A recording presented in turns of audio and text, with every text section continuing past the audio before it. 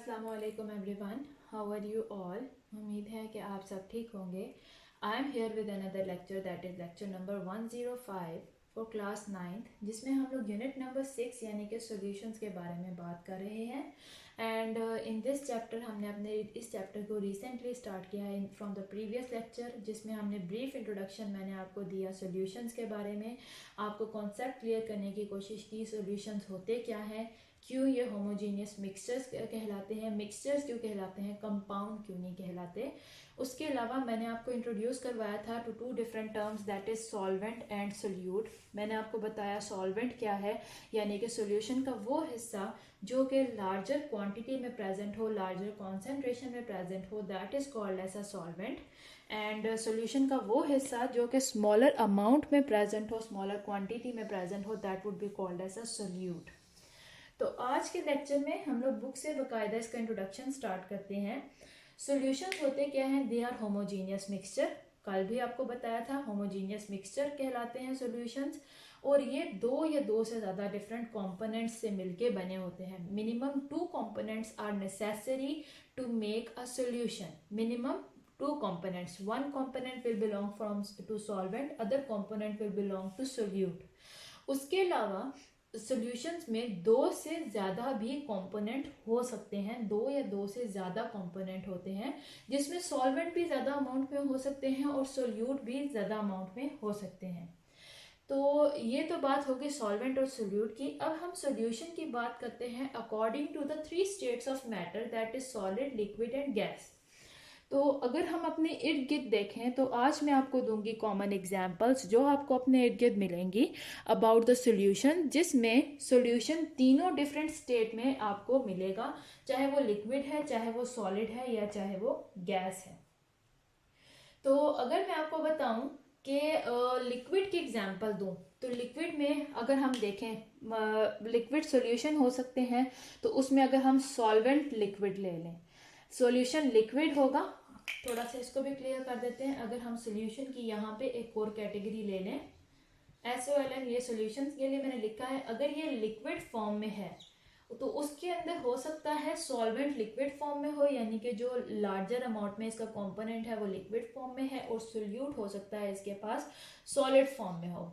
Solid form में भी हो सकता है। फॉर एग्जांपल अगर हम लिक्विड ले लें वाटर, तो water is a liquid, solvent के तौर पे वर्क करेगा, यानी कि लार्जर अमाउंट में है, दिस इज वाटर। प्लस अगर आप उसके अंदर सॉल्ट या शुगर डाल दें तो that is solute. And salt और शुगर आप जानते हैं कि वो आपको सॉलिड फॉर्म में ऐड करेंगे। तो इसमें आप देखिए सोल्यूशन ओवरऑल लिक्विड सूरत में आपको मिलेगा, और उसके अंदर सॉल्वेंट जो है लिक्विड फॉर्म में लिया है वाटर, और सॉलिड फॉर्म में आपने लिया है सोल्यूट। उसके अलावा अगर आप लिक्विड के अंदर, लिक्विड सॉल्वेंट के अंदर लिक्विड सोल्यूट ही मिक्स करें, ये भी ओवरऑल अगर सॉल्यूशन को देखें तो ओवरऑल सॉल्यूशन लिक्विड ही होगा। लिक्विड सॉल्वेंट कौन सा हो सकता है? अगर आप वाटर लें, हम एग्जांपल्स के बारे में आज स्टडी कर रहे हैं, अगर आप वाटर लें और उसके अंदर अगर आप इंक के ड्रॉप्स डाल दें तो that is a solution, that is overall liquid, और इसके अंदर जो सॉल्वेंट है वो भी लिक्विड होगा और जो सोल्यूट है वो भी लिक्विड फॉर्म में होगा। इसी तरह अगर आप बात करते हैं सी वाटर की, सी वाटर यानी कि जो दरिया का पानी, समंदर का पानी आप जानते हैं, अगर उसका टेस्ट कभी क्या हो that is salty in taste, उसमें भी जो सॉल्वेंट होता है वो लिक्विड है। वाटर जो हुआ ओवरऑल वो पूरा सॉल्यूशन भी लिक्विड फॉर्म में आपको मिलेगा, और उसके अंदर जो सोल्यूट्स होते हैं वो सॉलिड फॉर्म में आपको मिलेंगे, जिसके अंदर different type of nutrients, salt, different type of other things are present. उसके अलावा अगर हम लोग बात करते हैं एक और सोल्यूशन की, दैट इज गैसियस फॉर्म में। अगर ओवरऑल गैसियस सोल्यूशन की बात करें तो हमारे इर्द गिर्द जो एयर है, जो हवा है, जो कि एटमॉस्फेयर है, that is a gaseous solution. Gaseous solution में सॉल्वेंट जो है वो गैस है, और सॉल्वेंट गैस के अंदर जितने भी सोल्यूट्स होंगे वो भी गैस ही होंगे। फॉर एग्जाम्पल अगर हम बात करते हैं हमारी एयर की, तो यहाँ पे जो सॉल्वेंट है that is nitrogen. Nitrogen gas सबसे ज़्यादा अमाउंट में प्रेजेंट होती है हमारी एयर में, that is why it is called as a solvent. जबकि इसी सॉल्वेंट के अंदर डिफरेंट सोल्यूट्स वगैरह एडिड अप हैं, मिक्सड अप हैं, जैसे कि हो गए ऑक्सीजन है, आर्गन है, उसके अलावा आप बात कर लें कार्बन डाइऑक्साइड है। तो ये डिफरेंट गैसेस हैं जो कि गैस सॉल्वेंट के अंदर ही एडेड अप हैं। तो ये जो सोल्यूशन होगा ये ओवरऑल गैसियस फॉर्म में होगा, जिसके अंदर गैस जो है डिफरेंट वो इन्वॉल्व होंगी। तो अगर हम इसी तरह से देखें ओवरऑल, अगर मैं हर एक चीज़ को क्लासीफाई करना शुरू कर दूं तो there are 9 different types of solution. 9 different types of solution मैं आपको जल्द बताऊंगी कि वो किस तरह से हो सकते हैं।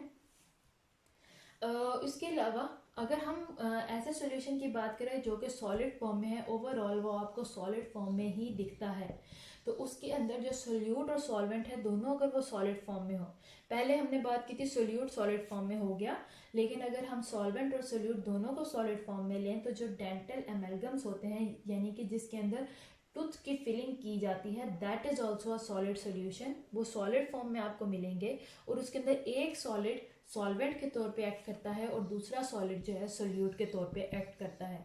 तो ओवरऑल अगर हम उस सोल्यूशन को देखें that would B solid in nature, और उसके अंदर डिफरेंट सॉलिड्स और सॉलिड्स एक दूसरे के साथ अटैच हुए, मिक्स हुए हैं।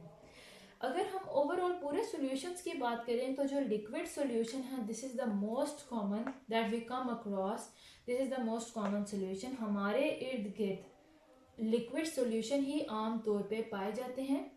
उसके अलावा एक और बात, जो most common solvent around us is water, यानी कि मैक्सिमम नंबर ऑफ सॉल्यूशन जिससे हम अपना आमना सामना हमारा होता है, जिसको हम एक्सपीरियंस करते हैं, जिसका हमारे साथ इंटरेक्शन है सॉल्यूशन का, उसके अंदर मैक्सिमम सॉल्यूशन ऐसे होंगे जिनके अंदर सॉल्वेंट के तौर पे वाटर एक्ट करता है।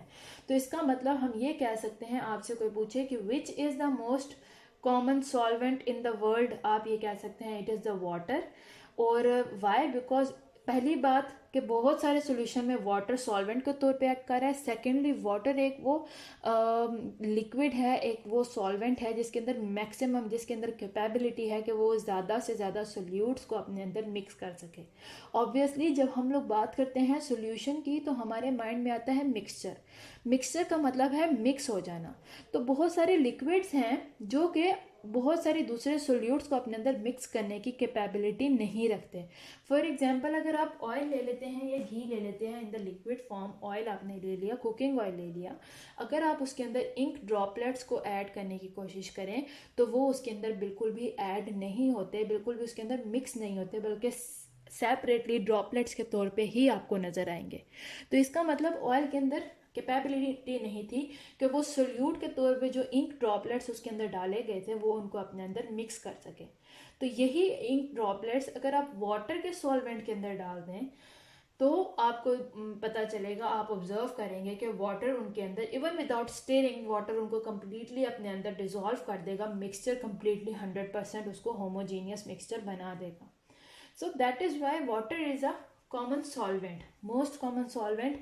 और बहुत सारे बाकी के लिक्विड्स हमें मिलते हैं, हमें देखने को मिलते हैं, वो कहीं किसी ना किसी पॉइंट पे गुड सॉल्वेंट के तौर पे काम करेंगे, लेकिन एट सम अदर पॉइंट वो सॉल्वेंट के तौर पे एक्ट नहीं करते हैं, बिकॉज वो दूसरे सोल्यूट, जो आने वाला सोल्यूट है जिससे हमने मिक्सचर बनाना है, उसको अपने अंदर ऐड नहीं करेंगे, उसको अपने अंदर मिक्स नहीं करेंगे। तो ऑब्वियसली जब सॉल्वेंट ही सोल्यूट के साथ मिक्स नहीं होगा तो आपका सोल्यूशन कभी भी होमोजीनियस सोल्यूशन नहीं बन सकेगा, वो मिक्सचर ही नहीं बन सकेगा, तो हम उसको कैटेगराइज कर ही नहीं सकते हैं होमोजीनियस सोल्यूशन के बारे में। अगर हम लोग इसी तरह बात करें वाटर की, वाटर का मैं कहती हूँ कि water is the most common solvent. ये अपने अंदर ढेरों ढेर डिफरेंट टाइप्स ऑफ सोल्यूट्स को मिक्स कर सकता है और इस तरह से होमोजीनियस मिक्सचर बनाता है कि अगर आप सिंपल एक ग्लास ऑफ वाटर आपके आगे रख दिया जाए तो आप ये भी आइडेंटिफाई नहीं कर सकते कि इसके अंदर, बाय जस्ट ऑब्जर्विंग आप ये भी आइडेंटिफाई नहीं कर सकते हैं कि इसके अंदर कितने सोल्यूट्स प्रेजेंट हैं। फॉर एग्जाम्पल अगर आप ले लें सी वाटर को, जो समंदर का पानी है, that is having so much amount of different solutes present in it कि आप just by looking at it you cannot even recognize it as a sea water or a fresh water। उसने इतने अच्छे तरीके से वाटर ने अपने अंदर तमाम सोल्यूट्स को ऐड किया हुआ है कि जस्ट बाय ऑब्जर्वेशन आप नहीं पहचान सकते कि आपके सामने रखा हुआ ग्लास ऑफ वाटर किस फॉर्म में है। क्या ये सी वाटर है यानी समंदर का पानी जिसके अंदर नमक का कंटेंट, सॉल्ट का कंटेंट बहुत ज़्यादा है, या ये फ्रेश वाटर है यानी वो आम पानी जो हम लोग पीने के लिए इस्तेमाल करते हैं। That is because of the property of the water कि वो बहुत सारे डिफरेंट टाइप्स ऑफ सोल्यूट्स को अपने अंदर मिक्स कर सकता है। तो ये बात हो गई है। तो उसके अलावा अगर हम वाटर को देखें तो इसकी रेंज भी बहुत ज़्यादा है कि छोटे से छोटे ड्रॉपलेट ऑफ रेनफॉल से लेकर सी वाटर तक ये मुख्तलिफ किस्म के सॉल्वेंट्स को अपने अंदर ऐड कर सकता है, सोल्यूट्स को अपने अंदर ऐड कर सकता है in different areas, in different conditions, in different state. अगर हम सी वाटर की एग्जांपल की बात करें तो एक सी वाटर जो है it is a resource of 92 naturally occurring elements, बहुत सारे कुदरती तौर पे पाए जाने वाले एलिमेंट्स जिसमें 92 एलिमेंट्स आप कहें एग्जैक्टली वो सी वाटर के अंदर सोल्यूट्स के तौर पे प्रेजेंट है, और वाटर जो है सी वाटर उसके लिए सॉल्वेंट के तौर पे एक्ट करता है। सोल्यूट और सॉल्वेंट का रिलेशन क्या है, यानी कि ये कम्प्लीटली एक दूसरे के साथ मिक्सड है, 100% एक दूसरे के साथ मिक्सड है, और उन्होंने मिलके होमोजीनियस मिक्सचर बनाया हुआ है। तो ये थी बात आज की कि why water is considered as an important solvent. Water important solvent क्यों है? It is an important solvent क्योंकि ये मुख्तलिफ किस्म के सोल्यूट्स को अपने अंदर मिक्स कर लेता है, इसके अंदर ये कैपेबिलिटी है। और ये वाटर जो है ये ओवरऑल अगर हम सॉल्यूशंस की बात करें जो कि हमारे एवरीडे लाइफ में हम जिनको फेस करते हैं उनमें से maximum amount of solutions have water as a solvent present in them. इसके अलावा इसी पैराग्राफ को समझाते हुए कि जो इंट्रोडक्शन का पैराग्राफ है मैंने एक टर्म बताई थी कि there are 9 different types of solution. हम अब वो 9 डिफरेंट टाइप्स ऑफ सॉल्यूशन को स्टडी कर लेते हैं कि कौन कौन से टाइप्स ऑफ सॉल्यूशन है। अब सॉल्यूशन हम लोग लेते हैं first of all, first type क्या है, अगर मैं सबसे पहले सॉल्वेंट का नाम लूंगी और सेकंड टाइप में सोल्यूट का नाम लूंगी। सॉल्वेंट अगर मैं लिक्विड ले लूं और इसके अंदर सोल्यूट को मैं ऐड करूं सॉलिड फॉर्म में, this is the first type के अगर मैं सॉल्वेंट लेती हूँ लिक्विड फॉर्म में और सोल्यूट उसके अंदर ऐड करती हूँ सॉलिड फॉर्म में, this is the first type जिसमें वाटर एंड सॉल्ट की एग्जाम्पल है।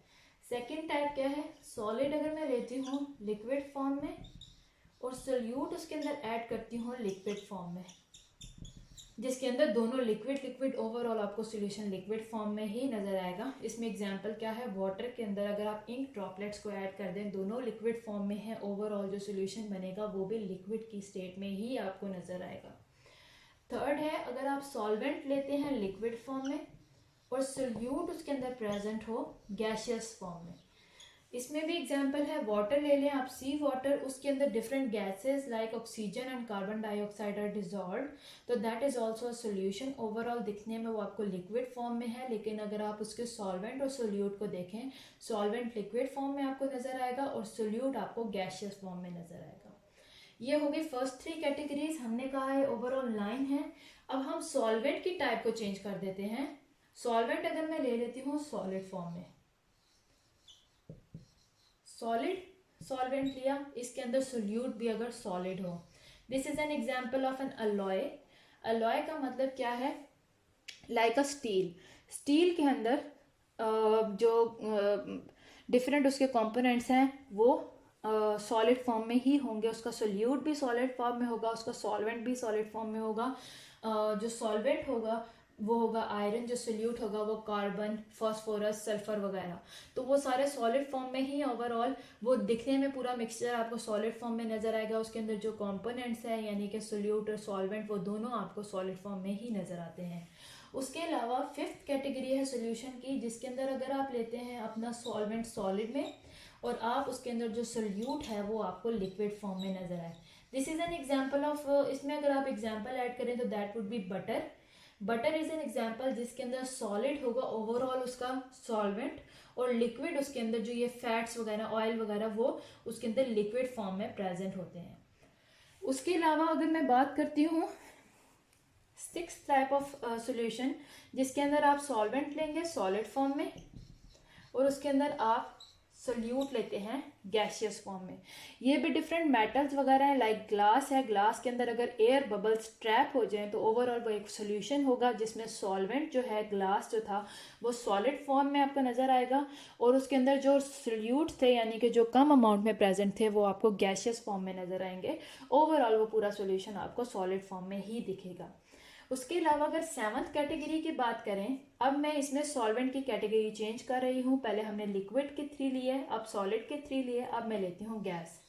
अगर मैं बात करूँ गैस सॉल्वेंट के तौर पे और इसके अंदर सोल्यूट की बात करूँ, सॉलिड ले लूँ, तो ये है जैसे आप कह लें स्मोक है या फिर हमारी एयर है, एयर के अंदर डस्ट पार्टिकल्स प्रेजेंट है, that is a example of this type of solution. Gas है, एयर हमारी गैस है, उसके अंदर जो डस्ट पार्टिकल्स प्रेजेंट होंगे वो होमोजीनियस मिक्सचर बना देते हैं, गर्द आलूद जो हवा होती है, तो उसके अंदर क्या है, गैस सॉल्वेंट के तौर पे और सॉलिड सोल्यूट के तौर पे। 8th टाइप है जिसके अंदर गैस के अंदर अगर लिक्विड सोल्यूट प्रेजेंट हो, gas will be solvent, liquid will be solute. ये सिंपल सी एग्जांपल है हमारी एयर की। Air is a gas and it is a mixture, इसके अंदर डिफरेंट गैसेस भी प्रेजेंट है, इसके अंदर वाटर वेपर्स भी प्रेजेंट हैं, तो वो जो वाटर होंगे वाटर ड्रॉपलेट्स प्रेजेंट होंगे वो लिक्विड फॉर्म में प्रेजेंट होंगे। तो this is also a solution जो दिखने में आपको गैस के तौर पे नज़र आ रहा है, ओवरऑल एयर है और उसके अंदर टाइनी वाटर ड्रॉपलेट्स प्रेजेंट हों जिसकी वजह से ह्यूमिडिटी कॉज होती है, तो that is the 8th type of solution.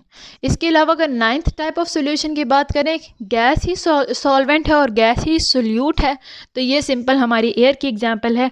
Air के अंदर नाइट्रोजन गैस सॉल्वेंट के तौर पे एक्ट करेगी, जबकि बाकी ये गैसेस सोल्यूट के तौर पे एक्ट करती हैं, जैसे कि ऑक्सीजन गैस है, कार्बन डाइऑक्साइड गैस है या फिर आर्गन की गैस है। तो ये था मेरा आज का लेक्चर जिसमें मैंने आपको इंट्रोडक्शन दिया है फ्रॉम द बुक। तो उम्मीद है आपको आज के मेरे लेक्चर की समझ आई हो, ये 9 डिफरेंट टाइप्स ऑफ सॉल्यूशन आपके समझ में आए हों। यहाँ तक के लिए अगर यहाँ तक आपको कोई भी प्रॉब्लम है तो आप मुझसे कमेंट सेक्शन में पूछ सकते हैं। I am here to help you out and see you soon in the next lecture. तब तक के लिए अल्लाह हाफिज़।